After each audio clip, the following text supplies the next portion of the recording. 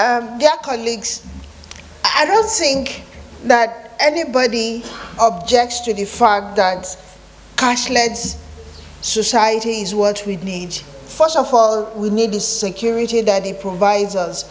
But Mr. President, I am concerned. My concern comes as a result of us being punitive when policies such as this is being put in place. And why is it punitive? It's punitive because of the conditionalities that they attach to them. Mr. President, we must promote progress. We must encourage prosperity.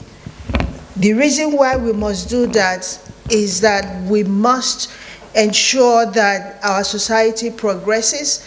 We must also ensure that those who make efforts to earn additional living and help others who are unable to help themselves should be encouraged. That is how society progresses.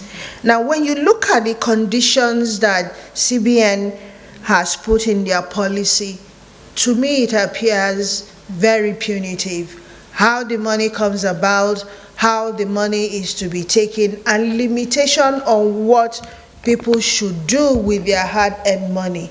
I think even in the global best practice, it does not exist. We must find a way to remove that so we do not deter people from progressing. Having said that, Mr. President, quickly, our rural bankers cannot survive this policy somersault. Why? Because the basic infrastructure in our rural area does not exist.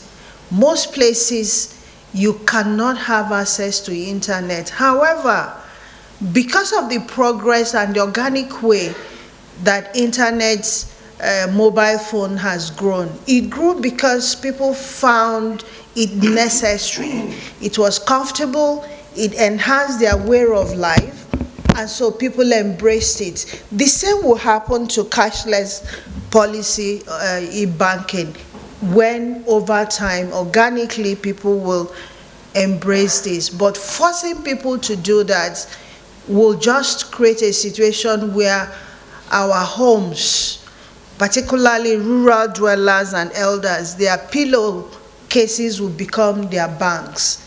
They will not have need. We are trying to discourage that. That's what this policy is targeting.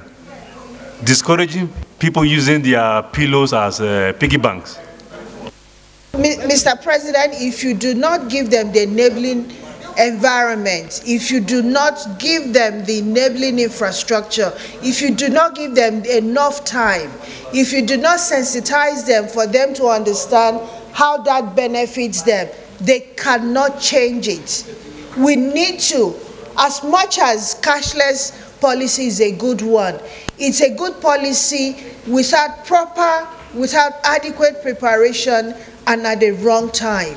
And I think we need to address this. Finally, Mr. President, I want to say also that the same law that we made, Section 8 and Clause 4, says that CBN should extensively consult with National Assembly on changes in the policy or new policy. And I think that's a very sensible thing to do, because our policies, we must think it through. We must analyze it. We must consult with our constituents before it comes to be. Waking up in the morning and announcing to us why policies such as this should be implemented within a time frame of 3 months, 2 months, I think is unfair and shouldn't be. Draconic policies should not have a place in our lives, Mr. President. I so submit. Thank you very much.